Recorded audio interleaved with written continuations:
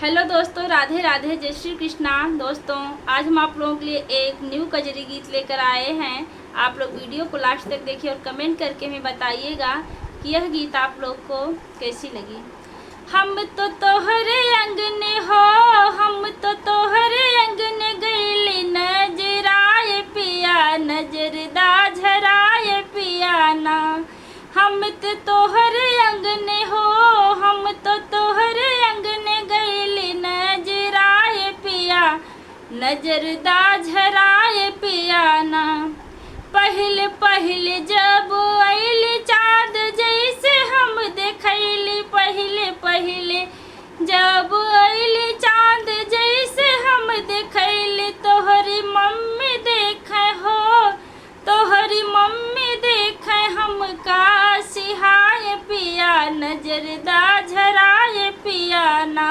तोहरी मम्मी देखे हो, तोहरी मम्मी देखे हमका तो सिहाए पिया, नजरदा झराए पिया ना। हम तो तोहरे अंगने हो, हम तो तोहरे अंगने गईली, दुबराए पिया, नजरदा झराए पिया ना।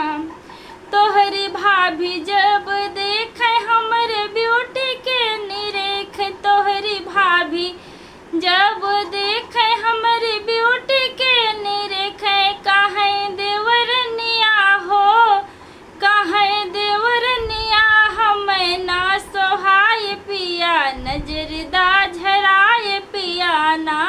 काहे देवरनिया हो, काहे देवरनिया हमें ना सोहाए पिया, नजरदा झराए पिया ना। हम तो तोहरे अंगने हो, हम तो तोहरे अंगने गईले, दुबराए पिया, नजरदा झराए पिया ना। तोहरी बहनी हम देखे बड़े ध्यान से निरेख, तोहरी बहनी हमें देखे बड़े ध्यान से निरेख, हमरे ऊपर दही हो, हमरे ऊपर दही रखिया, बहाए पिया, नजरदा झराए पिया ना। हमरे ऊपर दही रखिया, बहाए पिया, नजरदा झराए पिया ना। हम तो तोहरे अंगने हो, हम तो तोहरे अंगने गईले, दुबराए पिया, नजरदा झराए पिया ना।